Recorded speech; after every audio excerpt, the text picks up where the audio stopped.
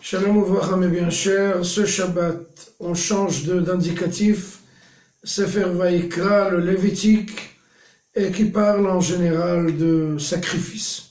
Le sacrifice expiatoire, l'holocauste, les oblations, le délectif, le rémunératoire, etc. Une quantité de sacrifices. On peut se poser la question, à quoi ça rime aujourd'hui? On n'a pas de temple, le Beth Amikdash n'existe pas, malheureusement. Alors on fait quoi avec ces sacrifices? Eh bien, la réponse est très simple. Est-ce que on fait des sacrifices dans la vie? Est-ce qu'on est dans l'abnégation totale vis-à-vis de quelqu'un qui va nous vexer? Est-ce qu'on fait des sacrifices? Je veux manger ça, je veux boire ça, je veux aller à la mer, je veux aller voir des femmes. Et chaque fois qu'on se retient, c'est un très grand sacrifice.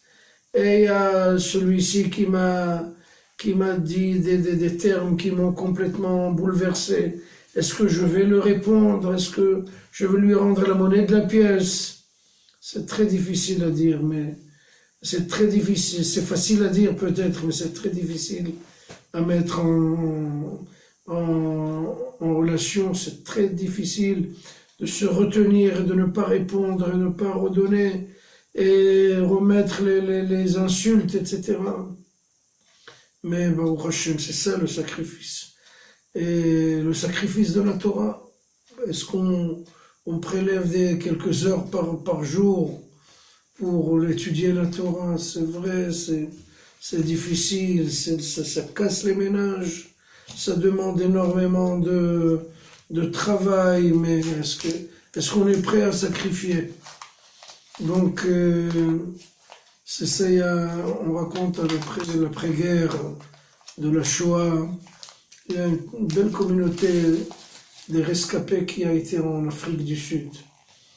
Et le Rav de Ponovitch en Israël qui voulait construire une grande yeshiva, et à la place de la yeshiva qui était détruite en Lituanie, il a été chez ces gens-là en Afrique du Sud et a demandé à faire une soirée comme ça, un gala pour la yeshiva, pour la construire à Bnei Brak, à la place de celle qui a été détruite en Lituanie.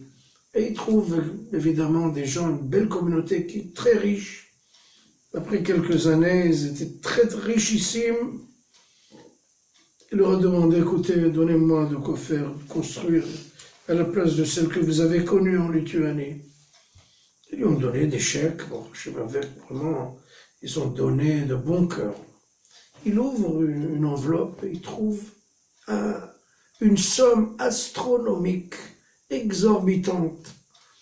Ouais, par exemple, d'après moi aujourd'hui, selon les prix qui étaient, quelque chose comme 20 millions d'euros. Le type, il a dit, c'est pas possible, c'est qui a donné une somme pareille? Je comprends qu'ils sont riches, mais ça c'est une somme astronomique. Il a vérifié où c'est qu'il habitait, il a été voir celui qui lui a donné ce chèque pour lui dire merci, pour le bénir. Et il a trouvé dans un bidonville, dans une petite cabane, dans des quartiers bidonvilles. Et puis il a dit, mais monsieur, vous ne vous êtes pas trompé, peut-être que vous avez marqué beaucoup de zéros, peut-être que vous vouliez donner 20 000 euros, vous avez donné 20 millions d'euros, c'est normal, est-ce que vous ne vous êtes pas trompé? Il dit, c'est très normal et j'ai fait ça. J'ai vendu toutes les usines que j'avais, tous les biens que j'avais, toutes les maisons que j'avais. Et je les ai donnés.